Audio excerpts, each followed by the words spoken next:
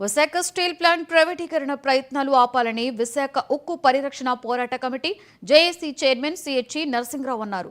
Steel ప్లాంట్కు సొంత గనులు కేటాయించాలని ఆయన డిమాండ్ చేశారు. Visakha steel plant blast furnace 3ని ప్రారంభించడాన్ని స్వాగతిస్తున్నామన్న ఆయన కేంద్ర ప్రభుత్వం స్టీల్ ప్లాంట్కు కాస్టిక్ మైన్స్ ను కేటాయించడంపై హర్షం వ్యక్తం చేశారు. స్టీల్ మూడో బ్లాస్ట్ ఫర్నేస్ ప్రారంభించారు. దీన్ని అభినందిస్తున్నాం. అయితే 40 మాసాల అంతకు ముందు బ్లాస్ట్ ఫర్నేస్ 3 ఒక్కదాన్నే మూసారు. అలాగే బ్లాస్ట్ ఫర్నేస్ 1 కూడా మూసారు. ఇది మాట మాటికి మూసేటటువంటి ప్రక్రియ కాదు.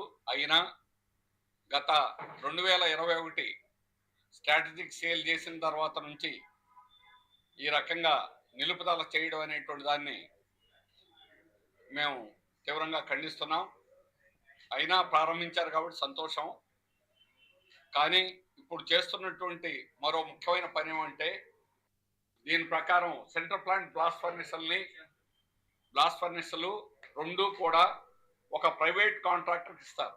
అందులో ఒక్క పర్మనెంట్ ఎంప్లాయీ కానీ ఒక్క కాంట్రాక్ట్ వర్కర్ కూడా ఉండడానికి లేదు.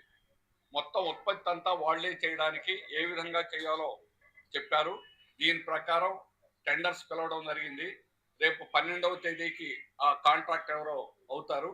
వీరు అయిన తర్వాత ఇతర విభాగాలు కూడా వరుసగా ప్రైవేట్ వారికి అప్పగించడం జరుగుతుంది. అంటే విశాఖ స్టీల్ ప్లాంట్ లో ఇప్పుడు పనిచేసేటువంటి కాంట్రాక్ట్ వర్కర్లు కానీ పర్మనెంట్ వర్కర్లు కానీ రాబోయే కాలంలో